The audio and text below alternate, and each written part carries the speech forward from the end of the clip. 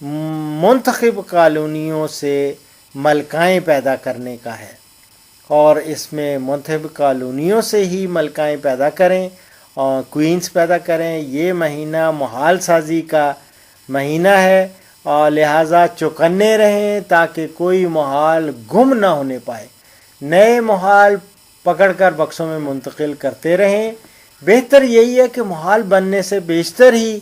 چھتے میں اعلیٰ نسل کی نئی ملکہ داخل کریں۔ اور بعض اوقات اس مہینے مکھیوں کو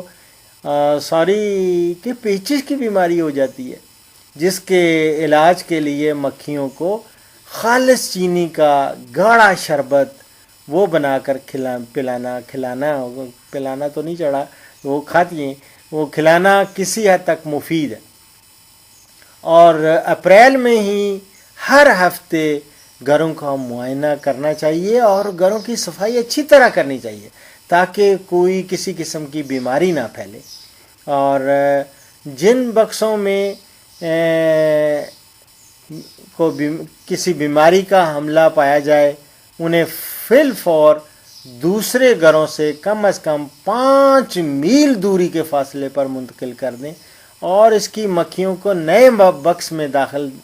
اس کو داخل کر دیں، ڈال دیں۔ اور مکھیاں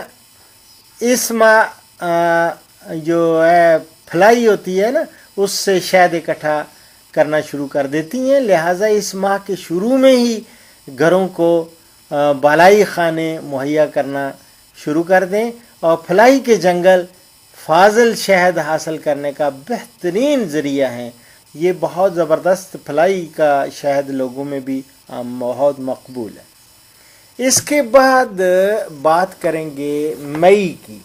اور مئی میں مکھیاں جو ہیں اس ماہ گرینڈا اور برسیم سے شہد اکٹھا کرنا شروع کر دیتی ہیں، لہٰذا اس ماہ میں بھی گھروں کو بالائی خانے یعنی وہ جو اس کو کہتے ہیں سپر وہ مہیا کرنے شروع کر دیں۔ اس ماہ کے آخر یا اگلے مہینے کے شروع میں شہد نکالنا چاہیے۔ شہد اس وقت نکالیں جب شہد کی مکھیاں گھروں میں مزید شہد جمع کرنا بند کر دیں، اور شہد ان فریموں سے نکالیں جن کے چھتوں پر مومی تہ چڑھی ہو۔ شہد نکالتے وقت 4-5 پاؤنڈ شہد ضرور چھتے میں چھوڑ دیا جائے، اور مکھیوں کو گرمی کی شدت سے بچانے کے لیے درمیانی تختہ نکال دیں اور اس کی جگہ جالی دار تختہ لگا دیں تاکہ مکھیوں کو ہوا ملتی رہے۔ بکس رکھنے والی جگہ کو ٹھنڈا رکھنے کے لیے دن میں کئی بار پانی کا چھڑکاؤ کریں، اور مکھیوں کے گھروں کے پاس پانی کا انتظام کریں تاکہ ان کو دور سے پانی نہ لانا پڑے، اور چیونٹیوں سے بچانے کے لیے بکسوں کی چوکیوں کے نیچے پانی سے بھرے ہوئے مٹی کے پیالے رکھ دیں تاکہ چیونٹیاں بکس کے اندر نہ پہنچنے پائیں، اور ان پیالیوں میں 2-4 تنکے بھی ڈال دیں تاکہ جو مکھیاں یہاں پانی لینے آئیں وہ پانی میں ڈوب کر نہ مر جائیں، اور ہفتے میں 2 دفعہ پانی ضرور تبدیل کر دینا چاہیے۔ گھروں کا ہفتہ وار معائنہ جاری رکھیں اور گھروں کو صاف ستھرا رکھنے پر خاص توجہ دیں۔ یہ تو مئی کی بات میں کر رہا ہوں، اور اب آتا ہے جون۔ اور جون کے مہینے میں اگر ابھی تک برسیم کے شہد کی فصل نہ لی گئی ہو تو اس ماہ کے پہلے 10 دنوں میں یا پہلے عشرہ میں ضرور شہد نکال لینا چاہیے، اور ان تمام ہدایات کو مد نظر رکھنا چاہیے جن کا ذکر مئی میں نے بیان کیا ہے نا۔ اور اس ماہ سرخ یعنی قابلی زنبور، وہ جو لال وہ نہیں ہوتا تنبوڑ، وہ زنبور شہد کی مکھیوں کو بہت نقصان پہنچاتے ہیں، اس لیے انہیں تلف کرنے پر خاص توجہ دینی چاہیے۔ اور شہد نکالنے کے بعد کالونیوں کو اضافی خوراک بھی دینی پڑتی ہے، چینی اور پانی، لیکن ایک ایک کی نسبت سے، ایک حصہ پانی اور ایک حصہ چینی جو فیڈر میں مہیا کریں، اور بکس سایہ دار ٹھنڈی جگہ پر رکھیں۔ انہیں پہاڑی علاقوں میں منتقل کرنا بہتر ہوگا، اور گرمیوں کے مہینے مئی سے اگست تک ہو سکتے ہیں، اور اس کا انحصار مختلف مقامات کی آب و ہوا پر ہے۔ جن مقامات گرمیوں کے ایام طویل ہوتے ہیں وہاں مکھیوں کا انتظام یقیناً ایک مشکل کام ہوتا ہے، لیکن اگر جو میں نے طریقہ کار بتائے ہیں یہ اختیار کیے جائیں تو آسانی سے ان مشکلات پر قابو پایا جا سکتا ہے۔ جون کے مہینے میں چونکہ بہت سخت موسم ہوتا ہے، گرم موسم ہوتا ہے، اور مکسبان حضرات جولائی میں اس ماہ شہد کی مکھیوں کے دشمن یعنی ساون چڑیا، زنبور اور موم خور کیڑے نمودار ہوتے ہیں اور مکھیوں کو شدید نقصان پہنچاتے ہیں، اور اس کے لیے ضروری ہے کہ ان کے انسداد پر پوری توجہ دینی چاہیے۔ یاد رکھیں، اور ان کے گھروں میں سے فالتو فریموں کو نکال دینا چاہیے، اور صرف اتنے فریم گھر میں رہنے دیں جنہیں مکھیاں پوری طرح ڈھانپ لیں۔ جب کبھی رانی انڈے دینا بند کر دے تو اسے رائل جیلی، یعنی وہ جو رائل جیلی ہوتی ہے نا، اس کو اردو میں جوہری معجون بھی کہتے ہیں، وہ ضرور کھلائیں، اور اس عمل کو آپ اگست اور نومبر تک حسب ضرورت دہراتے رہیں۔ موم خور جو ہوتے ہیں کیڑے، ان سے متاثرہ فریموں کو پگھلا لیں اور کالونیوں کو اضافی خوراک وہ ضرور دیں، کیونکہ پھول اس وقت نہیں ہوتا۔ چینی اور پانی وہ ملا کے ایک ایک کی نسبت سے وہ دیں تاکہ مکھیوں کی کارکردگی جو ہے وہ متاثر نہ ہو۔ اور اسی مہینے مکئی اور سورج مکھی کا وہ پولن اور نیکٹر وہ بھی مہیا، ملکہ مکھی کے انڈے دینے کی وہ جو صلاحیت ہے اس کو برقرار رکھنے میں کافی اس کو مددگار ثابت ہوتا ہے۔ اور اس کے بعد آتا ہے اگست۔ یہ مہینہ جو ہے وہ ان کو تمام ہدایات پیش نظر رہیں جن کا میں نے ذکر اس سے پہلے جولائی میں کیا ہے، اور اس کے علاوہ شہد کی مکھیوں کو چینی کا شیرہ جو ہے بطور مصنوعی خوراک دینے کے لیے اس موسم میں ہمیشہ خوراک شام کے وقت دیں تاکہ مکھیوں میں اضطراب نہ پیدا ہو۔ اس طرح سے چوری کا خطرہ بھی کم ہو جاتا ہے۔ اگر کہیں مکھیوں میں ہماری بیماری کے اثرات نظر آئیں تو بیماری کی اچھی طرح تشخیص کریں، پہلے تشخیص کریں اور پھر بیماری کو مد نظر رکھتے ہوئے اس کا علاج کریں۔ اور فاؤل بروڈ کی مرض کے لیے آپ TM200 کو چینی اور پانی میں ملا کر شربت کی صورت میں مکھیوں کو پلائیں، اور مکھیوں کی فراری رجحان جو ہے اس کی روک تھام کا خاص خیال رکھیں، اس کو روکیں، اور زنبور کے حملہ سے بچائیں۔ وہ بچانے کے لیے آپ کو جو بھی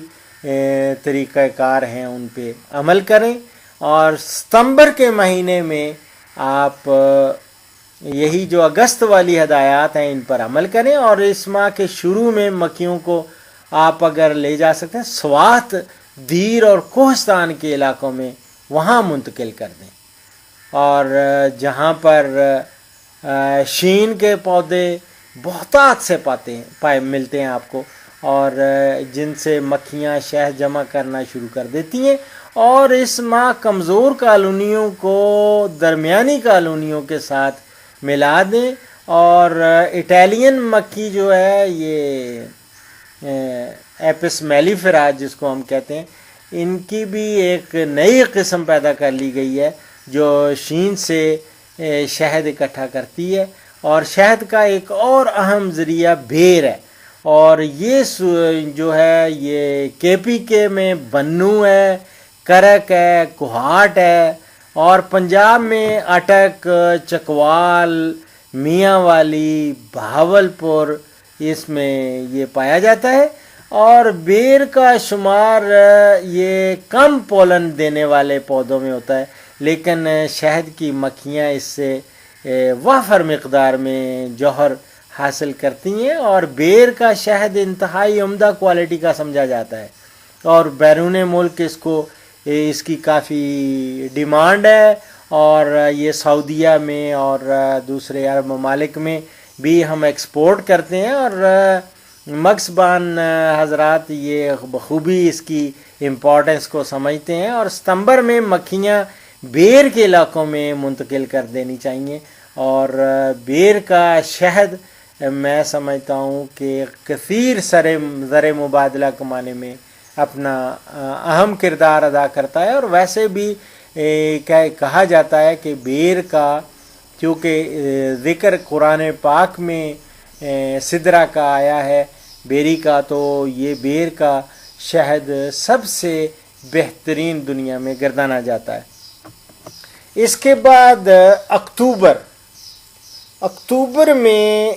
شہد کی مکھیاں پالنے والے حضرات اس ماہ بیر اور شین پر رکھی کالونیوں سے شہد اس وقت نکالیں جب شہد کی مکھیاں شہد پیدا کرنا بند کر دیں، اور بروڈ چیمبر اور سپر میں مناسب رد و بدل کرتے رہیں تاکہ مکھیوں کی تعداد اور شہد کی پیداوار میں مناسب اضافہ ہو۔ اور جب شہد کی مکھیاں شہد اکٹھا کرنا بند کر دیں تو چھتوں سے شہد نکال لیں، اور بیر اور شین دونوں کم پولن میں نے جیسے پہلے بھی ذکر کیا تھا ستمبر کے مہینے میں کہ کم پولن والے پودے ہیں۔ ماہ اکتوبر میں پولن کی کمی کی وجہ سے ملکہ جو ہے وہ ملکہ مکھی وہ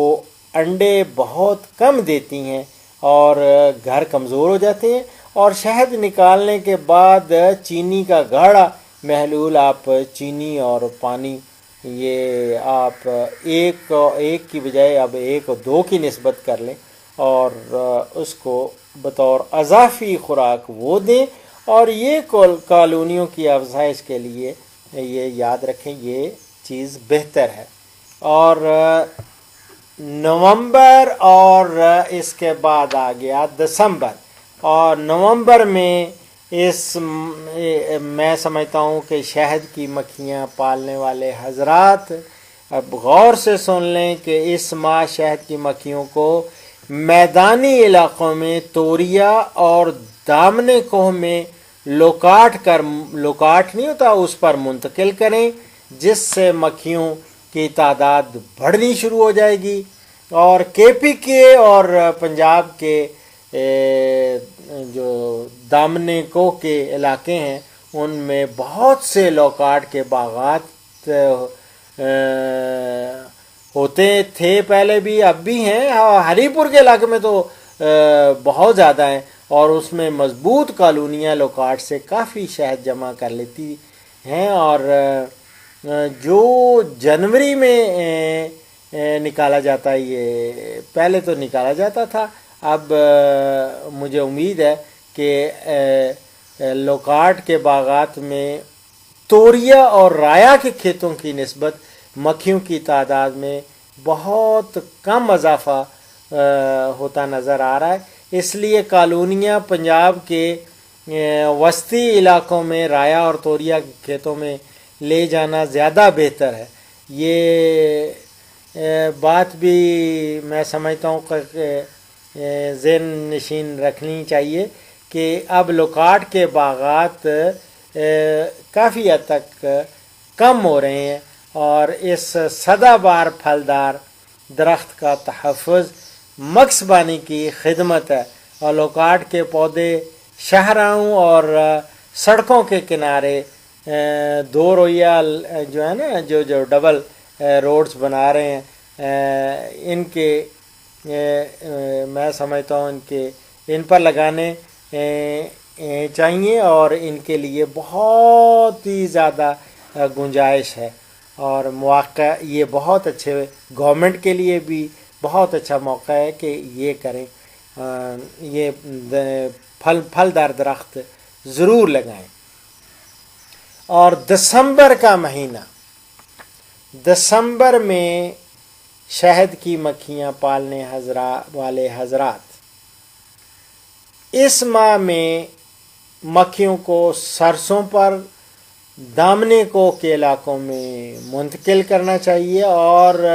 اس طرح سے رانیاں انڈے دینا شروع کر دیں گی، اور جس سے کالونی میں مکھیوں کی تعداد بڑھ جائے گی اور کالونیاں مضبوط ہو جائیں گی۔ اور بکسوں کو سردی سے بچانے کے لیے پیک کریں۔ کمزور کالونیوں میں سردی کی وجہ سے مکھیوں کے کام کی رفتار کم ہو جاتی ہے اور یہ بچے بھی کم ہی پالتی ہیں، تو مگسبانوں کو چاہیے کہ مکھیوں کا ہاتھ بٹانے کی غرض سے صرف مضبوط کالونیاں رکھیں، جن میں 2 سے 9 کلو گرام تک شہد اور ایک اچھی رانی ہو، اور کمزور کالونیوں کی کم تعداد میں مکھیاں جو سردی کو برداشت نہیں کر سکتی، ان کو آپس میں متحد کر کے مضبوط بنا دیں، کیونکہ ایک طاقتور کالونی 2 کمزور کالونیوں سے بدرجہ بہتر ہے۔ اگر سردی کا موسم کے آغاز میں کسی کالونی میں شہد کی مقدار زیادہ ہو تو شہد کو رہنے دینا چاہیے،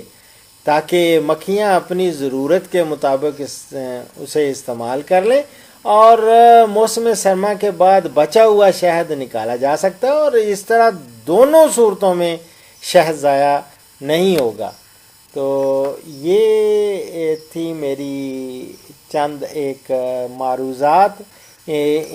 جو کہ شہد کی مکھیوں کے بارے میں نے بتائیں، اور یہ آپ راؤنڈ دا ایئر یہ آپ کے لیے ٹپس تھیں شہد کی مکھیاں پالنے والے حضرات کے لیے۔ اور اس پروگرام کا آخری سیگمنٹ ایز یوزل، حضرت ابو سعید خدری رضی اللہ تعالیٰ عنہ سے روایت ہے کہ رسول اللہ صلی اللہ علیہ وسلم نے فرمایا کہ دنیا کا مال سبز، رنگین، تر و تازہ اور لذیذ ہے، تو جو شخص اس کو جائز طریقہ سے حاصل کرے اور جائز مصارف میں صرف کرے تو ایسا مال بہترین مددگار ہے۔ بخاری اور مسلم سے کوٹ کر رہا ہوں۔ اسی کے ساتھ ڈاکٹر اشرف صاحبزادہ کو اجازت دیجیے، انشاءاللہ اگلے پروگرام میں ملاقات ہوگی۔ فی امان اللہ۔